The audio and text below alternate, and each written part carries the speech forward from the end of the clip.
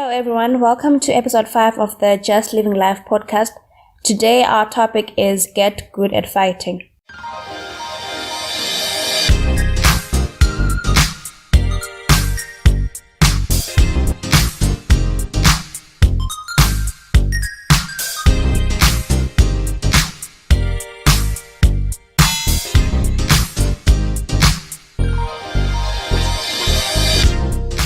Well, you know how I don't know about every other relationship, but for us, at first, at the beginning of the relationship, it was impossible to think of any arguments that could arise. Everything was perfect, everything was flowing well, and we understood and got each other naturally, and we just seemed to agree on everything. And even if there was a disagreement, it was probably something as petty as, I want to eat this, you want to eat that, nothing major. But as time went on and as the relationship began to mature and to grow, we started having disagreements like any normal relationship has. We started to disagree on things that are not so petty anymore, but things that are deep and have some bearing on the relationship. And we also got to a stage where we're just constantly bickering and arguing, when you don't know how to solve conflict and you just keep talking and bickering and arguing.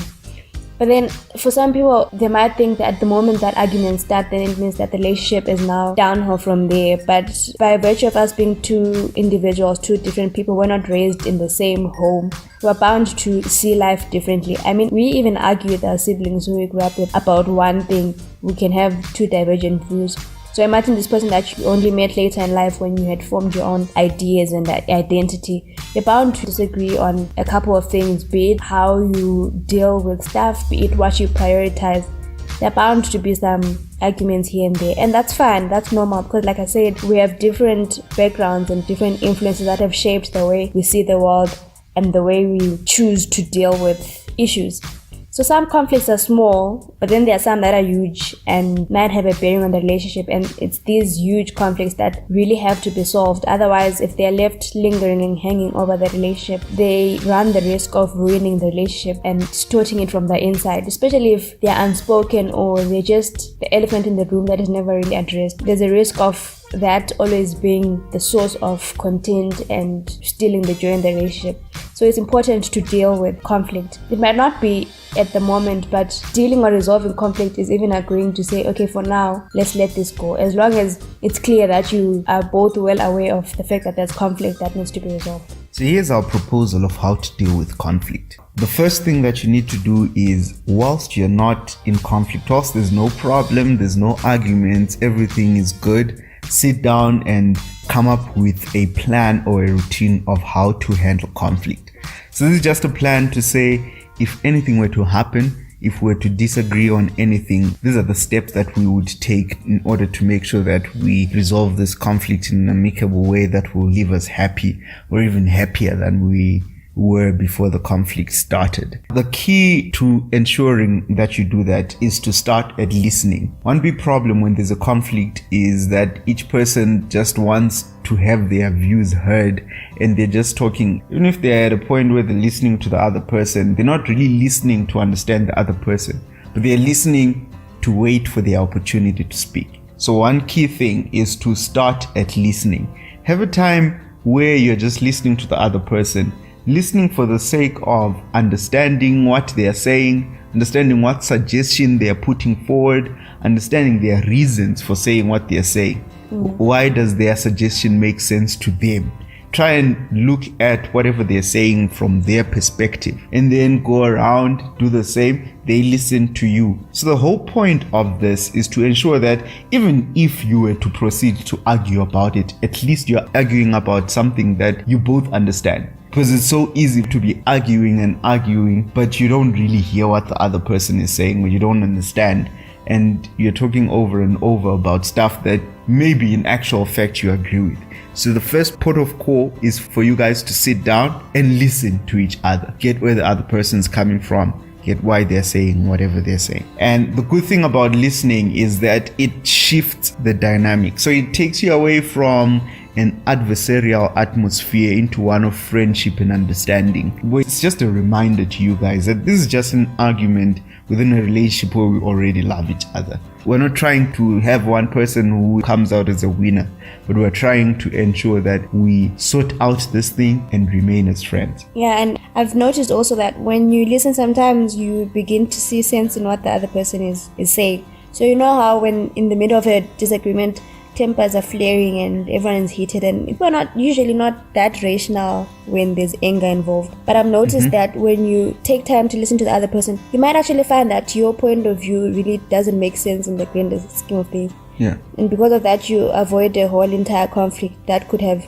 gone on and on had it not been for listening. And it's not something that comes natural. I struggle with listening, I'll give that. Because we're different people and we have different personalities. He's an introvert, so he's more of a, let me think about it and process and solve this as calmly as possible. Whereas on the other hand, I am we need to talk and vent if necessary until we reach a deadlock or something.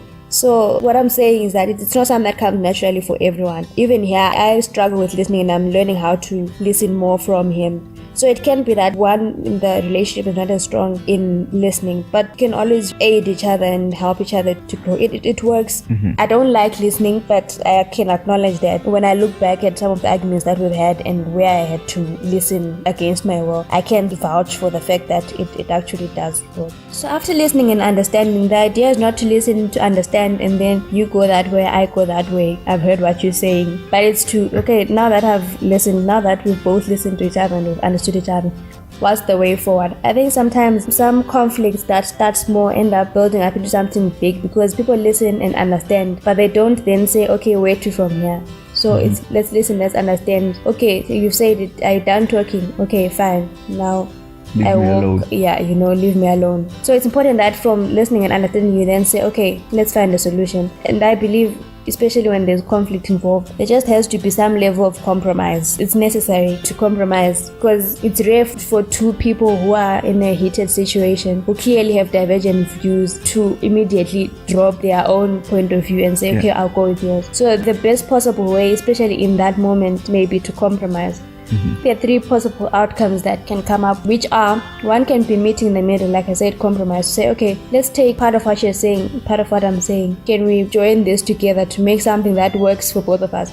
So meeting in the middle, it means I am not totally deprived of what I wanted, neither is he, but we are willing to give up a small portion so that we can merge and come up with something that at least makes us partly happy than having the one totally upset and the one coming out as the winner, because that just never works. So meeting in the middle, I have to let go of some of the things that I wanted. He has to do the same, but we still gain the few or half of what we wanted. Then there's meeting on your side. That one might be a bitter pill to swallow, especially if you really feel that you're right. Usually everyone thinks their idea is the best idea. So it's hard to say, okay, I'm putting aside mine, let's meet on your side. But after listening, like we said earlier, if you listen and you understand and you use your mind and your logic, you can get to a point where you understand that, okay, in actual fact, the other person's point of view makes more sense than mine does. And sometimes pride gets in the way. You can see that what the other person says makes more sense and will probably bring better results. But because you want to come out on top, you hold on to your stance even when it doesn't make sense. And that's when the fights just blow out of proportion. So sometimes you have to be willing to say, okay, I'm wrong, their point makes more sense. For now, let's meet on your side. Then there's meeting later. Sometimes meeting in the middle, compromise just doesn't work. We both still want what we want. Meeting on your side, I might not want to give up my point of view and totally go with his, or vice versa. So sometimes it's okay to say, okay, let's meet later. For now, let's agree to disagree. We can't compromise, we can't give up what we want. How about we Take a breather, especially if it's not something that's urgent, that needs a now decision. There's no reason to make a decision that makes both parties angry when you can just choose to give it some time. So it's okay to sometimes say, okay, we really are not going to agree, and if we keep going, we're just going to keep going around in circles. So rather, let's meet later. Let's meet when we're better cooled and our heads are in a better space. And to add to meeting on your side, sometimes it's not necessarily about the fact that one side makes more sense than the other, or the other person just doesn't want to agree, but they are the ones who have the wrong opinion. Sometimes both sides are equally as good.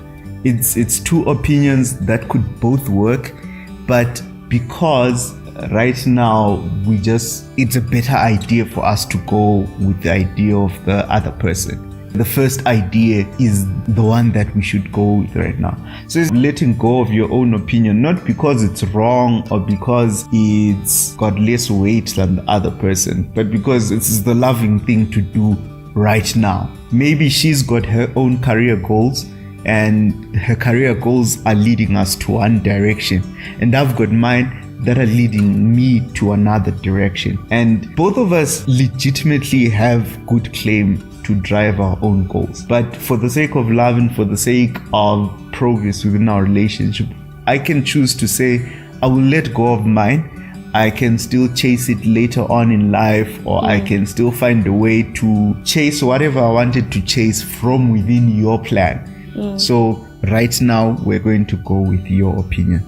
Yeah. There's a psychologist called John Gottman, and he's one of those people who are well acclaimed at knowing about relationships. So one of his specialty is a method that he has that can determine whether a couple is going to stay together or they're going to divorce or break up. So what he does is he takes a couple and puts them in a room, puts cameras all around them, and asks them to argue.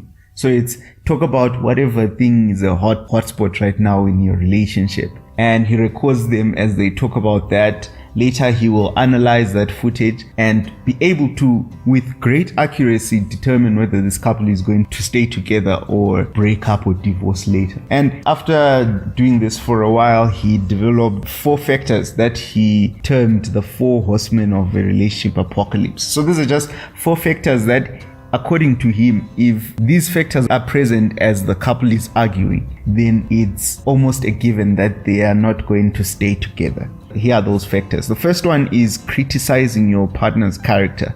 This is, for example, saying, you are so stupid, instead of saying that thing that you just said was stupid. So it's more of separating the sinner from the sin kind of perspective. At every point, we should understand that my person's character stays the way it is. My person is the way they are. I just need to make sure that I separate them from whatever act they've done or whatever thing they've said. The second one is defensiveness or blame shifting. For example, saying, I wouldn't have done that if you weren't late all the time. We need to be able to accept responsibility for our own actions. Yes, the other person may be doing bad things, but that is not justification for you to do bad things. So you did the wrong thing because you chose to do the wrong thing. Each person has to accept their own wrongdoing within whatever is going on. And the number 3 is contempt, or putting down your partner or making them feel inferior. It's such a big temptation as we are in an argument for me to point out weak spots about my partner, or to say things that are just going to crush their esteem just in a bid to win the argument. But that really serves to make things worse in the relationship. It may win you the argument, but it won't win you the happiness that you need in a relationship. And then number 4 is stonewalling, or withdrawing from an argument or ignoring your partner. Guilty.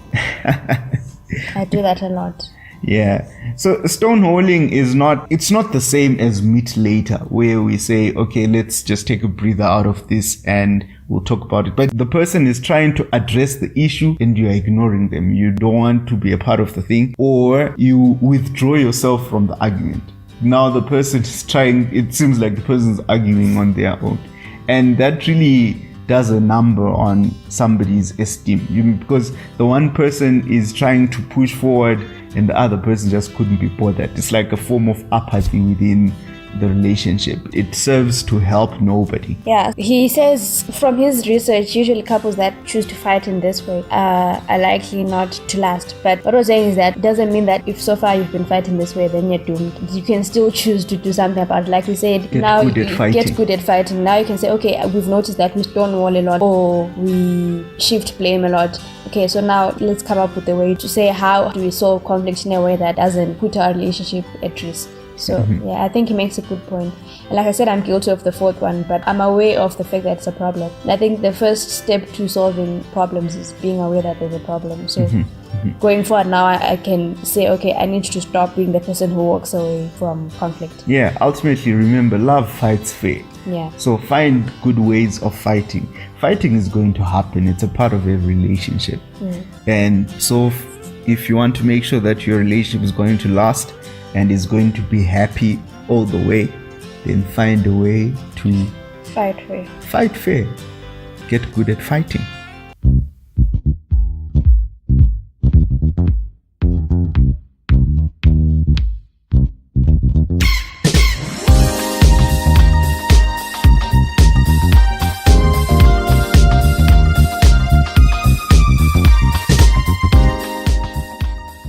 So this was episode 5, Get Good at Fighting. Just a quick recap. We said learn to listen to understand, and after you've listened to understand, try and find a solution. And in finding a solution or in fighting well, avoid stonewalling, avoid contempt, putting down your partner, avoid criticizing your partner's character, and also avoid shifting the blame. What did you call it? Defensiveness, where you say it's your fault, not mine. We hope that this does help someone in some way. Thank you again for tuning into episode 5, and today we have something exciting to say. We're going to have our first video up sometime this week on our YouTube channel. Please tune in. We promise that it's going to be exciting. I feel it's time for you to get to know the faces behind the voices. So yeah, finally we have a video for you to watch on our YouTube channel. It's not yet out, but you will see the notifications when it comes out. And remember to always like, subscribe, comment, review. We really appreciate it. Those who listen on Anchor, please remember to leave us a voice note or a comment. It really helps keep the morale up. Yeah, goodbye guys. Bye.